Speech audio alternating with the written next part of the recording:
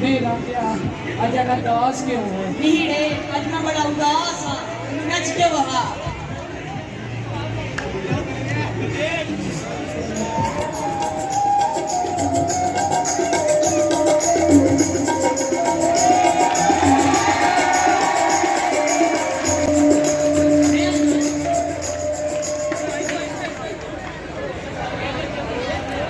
हूं दस नीड़े कितों आई है फिर अंजिया तेरे वास्ते चूड़ी लेके आई हूं। नीड़े चूड़ी तू मैनू गुआई जानी है मैंने तो सारे उस्मान तगड़े ने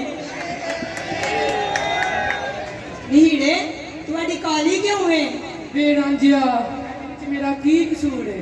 मेरी अम्मा ਨੂੰ ਪੈਪਸੀ ਬਹੁਤ ਪਸੰਦ ਸੀ। ਜਦੋਂ ਮੈਂ ਜੰਮਣ ਦਾ ਨਹੀਂ ਸਾਂ ਉਹਨੇ ਉਹ ਪੀਤੀ ਸੀ ਜਿਹਦਾ ਰੰਗ ਮੈਨੂੰ ਚੜ ਗਿਆ। नीड़े ਐਨਕ ਤੇ ਇੰਜ ਲਾਈ ਆ ਜਿੰਜ ਅੱਖਾਂ ਦਾ ਵੱਡਾ ਆਪਰੇਸ਼ਨ ਕਰਾਇਆ ਦੇ फिर अंजिया की गल्लां करना है?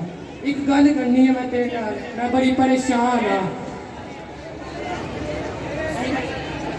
फिर अंजिया इन्ना गल्लां तो तेरा ब्याह नहीं होता प्या जे मैं भी तेनू छड्ड के की करेगा? नीड़े जे तू भी मैनू छड्ड गई ते मैं इन्हां विचों कोई रब लांगा ना ना ना ना जे मैं तेरी ना हुई किसी अली इमरान दी हो जाऊंगी,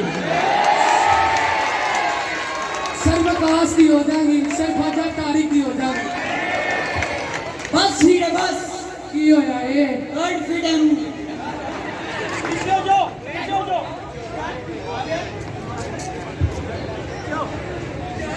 भाग लिया था नोए भाग लिया नीड़े नहीं नीड़े इंजीनियर का बच्चा आ गए और तेरे ने दांत साफ करके नानी आए ए तेन तेरे मम्मी दे गाल दसा एक दिन आदा खोता गुआच गया खोता लबदा चिड़िया काट गया ओदे जैबड़े नु लेके कहंदे ट्रैक सूट पा के साड न तू निकलेगा